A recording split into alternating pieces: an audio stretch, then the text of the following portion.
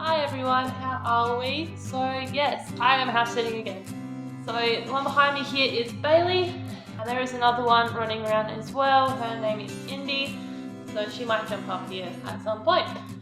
So I thought today that because all I seem to be doing the last couple of weeks has been house sitting, I thought I would give like a little guide, because I think I've become an expert now on how to house sit. So I have a guide for the house sitters and the house sittees. So for the homeowner and the person who's house sitting, especially if you have animals as well. So for the people that are going away and need their house sat, I would always recommend that you do write a cheat sheet for the person who is staying at your house. So that's what's always happened with the houses that I've sat for. Some of them are very elaborate and are in a folder, and some of them have barely any information on it at all, but whatever information you can give helps. So especially if you're house sitting like more than one animal as well, that will help too. So for the cheat sheet, usually they have like the names of the animals and a way to tell them apart if there's more than one. So I once house sat for two mixed with poodle, I can't remember, I think they were oodles or something. They looked very similar, so they literally had to tell me how to tell them apart because I had no idea. Where in this case, I am house sitting two dogs, but Bailey of course is white and tan, and Indy is black, so it was a little bit easier to tell apart for that one. The second thing that I would recommend is their food. So how much you feed them during the day, what it is, and where is it, because sometimes if you are like me and you haven't house sat for somebody for a long time and you go back to that person, you will forget. Like any foods that they do have. So like if they have something different at breakfast and at dinner time, and if they have to have anything special with one of those. And that goes on to my next point of any medicine or allergies that they have. So Indy over there is on anti-anxiety medication, and Bailey here is on antihistamines. So it was just easier to know in advance, so you can work out how to help them out. Any behavioural problems as well, it might just be as simple as they're nervous, just give them a bit of space. It could be anything like that. It's always just good, even if they have like a little quirk, anything that's a little bit funny that they do, just write it down. Otherwise we'll be kind of like, this dog is doing this, or this cat is doing this, what are you supposed to do with that? So yeah, just write down any little quirks you can think of as well. It just helps out the house sitters completely. Any commands that they know is always helpful, because if you don't know them, how can you get them to do anything? So I had house sat a couple of weeks ago for Ash. You would have seen her in a video not long ago. They wrote down lists of commands that she knows, and it was extremely helpful just to know that she knew like that's enough or gone or stuff like that, and when she wanted to eat her food, all of that type of thing. Like it was really handy to know.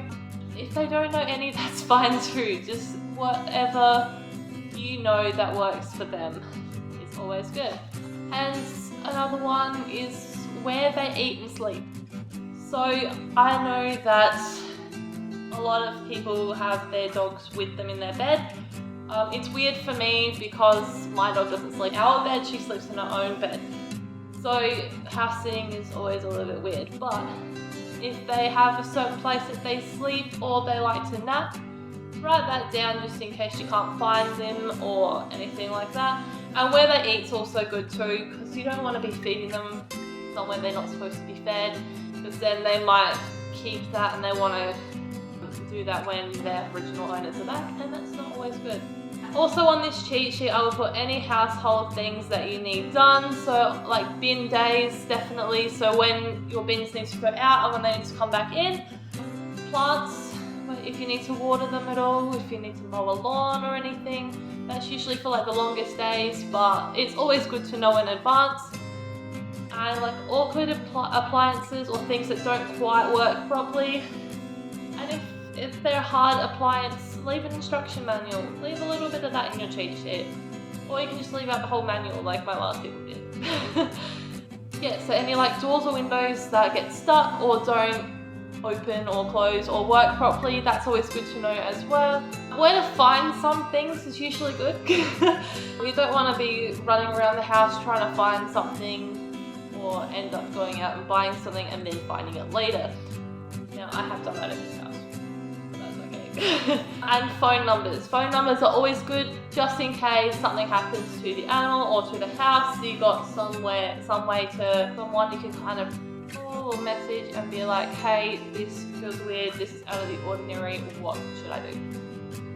Especially if they have cameras. Alright, second thing I wanted to talk about for people that are having their holiday is to make sure you don't throw out all the food. Now, I know this is a weird one, and yes, you might not think of it anyway, but when you're house sitting, you basically have the reign of the house. So things like bread, milk, all of that are quite good to have just in case. And don't be afraid to write things down that you think might expire in the time that you're gone, just so they have like a kind of a list, or anything you like, even if you just say like, look, this will expire, just throw it out. Anything like that, just to make sure that you have some food for them, because they might not always be able to go and get food. And yeah, alright. Also, please pay the people that you're getting to house sit. It just helps them out a little bit, and they are looking after your entire house and your animals for you. It's really just a nice thing to do, I think. Doesn't matter how much, unless they're a professional house sitter and they actually have a price. But just, yeah, it's always good just to give them a little extra cash, maybe get them a gift or something for house sitting for a little while. But yeah, just give them something, pay them something. It's really good, and it makes them feel more special and wanted to look after their house. And last thing that I have for people who are going on holiday, just relax and have fun. You don't need to be messaging the person every 5 seconds to check up on your animals. They're fine.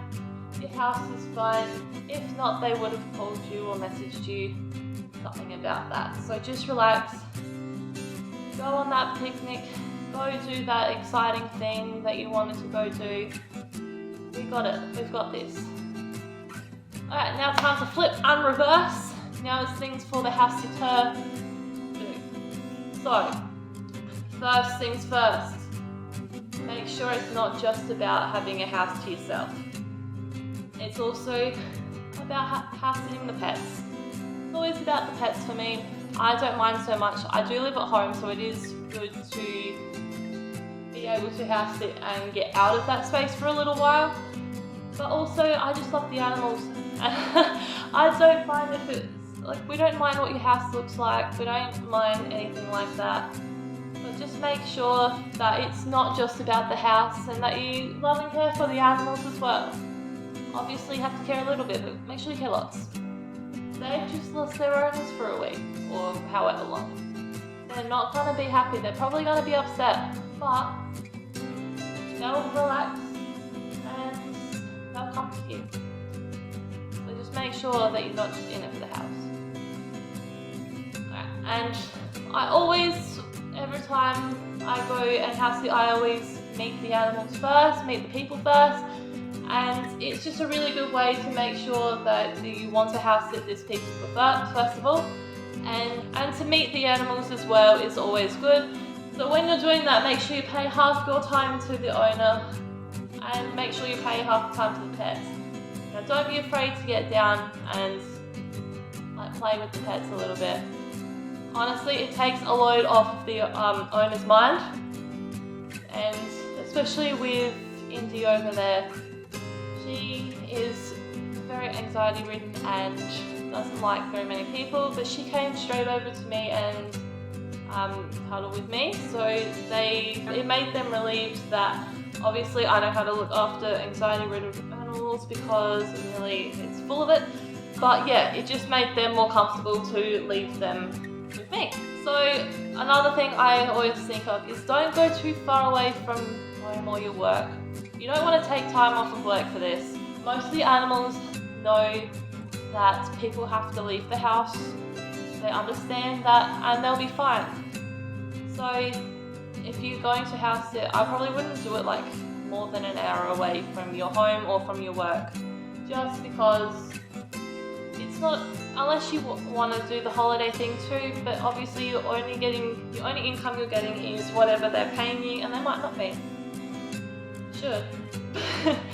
But what I'm saying is, you will need to go out and get food, you will need to go out and get different things, so just make sure that you're at least still working, and don't go too far away from home because you will always forget something. So yeah, I always make sure that I'm at least less than an hour away, so my longest one has been half hour away. It wasn't too bad. This one at the moment is about 20 minutes, and the first house I looked up, it was like 10 minutes. So yeah, I would say don't go too far away from your home, your work, your school, whatever you're doing, just because it makes your life easier too. It might be a little bit further away than what you're used to, but at least it's not like 2 hours or like in another country. And last but not least, don't destroy the house. Obviously, don't destroy it. If something bad happens, let them know, but I wouldn't want you punching holes in walls or completely flooding the house. Treat it like your own house. Make sure you take pride in it. Make sure you tidy it up before they get back. Make sure you're washing your dishes. Make sure that you're taking the bins out so you're not living in a total pigsty as well. Yeah, just make sure that you're looking after it like it's your own house. And yeah, because they can do damages, I think. So don't do that. Alright, last thing I wanted to show you is I kind of made up a cheat sheet for my dog, which is a lot of effort if you know Millie. She is a little bit insane. So I have, you can't see this, never mind. Alright, so what I did with this cheat sheet that I kind of made is, first thing I did was I told the people what she is, so what breed she is, how old she is, and any problems that she does have. So I've written this so far, or for this bit. Millie is an 11-year-old Mastiff Cross Ridgeback. She has a bit of anxiety and probably won't come up to you. Don't worry about this, as she takes a while to get used to people. Please don't push her into doing anything or she'll shut down and internally freak out. Then I put what she eats for like breakfast and dinner and where to locate these. So I've told them like breakfast every morning is a can of dog food with 2 fish oil tablets, and you place it all in a bowl together. Don't worry about feeding them separately because she'll eat it when it's all together. And dinner every night, I just said like how much she eats and treat only if she finishes, just because it's like a reward for her actually eating her food. And that she's pretty flexible when it comes to feeding times and where she eats as well. I also said where things are in the house and the allergy that she has, which is egg. I just put down next a list of commands, which is sit, shake and stay, and a little behavioural things that she does do afterwards. I also told them that she loves having the door open, the backyard door open at all times, even if she's not around. And what happens with like outside stuff, like where poo bags are and such, and like wipes and stuff. And I did say please check on her if she has been asleep for a while, just because she is getting older and she might wet her bed, and what to do when that happens. I then did bins, so when they have to go out, when they go back in, and general thing, help yourself to anything you like. So basically that's all you really need in a cheat sheet. If you want to go over the top, go for it, but yeah, you don't really need it. Alright, that's it for this video. If you liked it, give it a thumbs up. Comment below any questions you might have. I'm willing to answer them. I have been doing this for a very long time, so yeah. Please subscribe, it helps me, helps you if you ring that bell, and I will see you twice next week with my monthly vlog and my video for next week. Alright, so this is Indy, which is the one I was talking to you about. Bailey's up on the couch. She's going to come join us now. There you go. So yes, these are the two little sweethearts I've been looking after this week. Isn't that right? So yes, this is the anxiety dog and this is the mental case. Alright, bye. There's a big hug in. Are they words? I don't know. Jesus.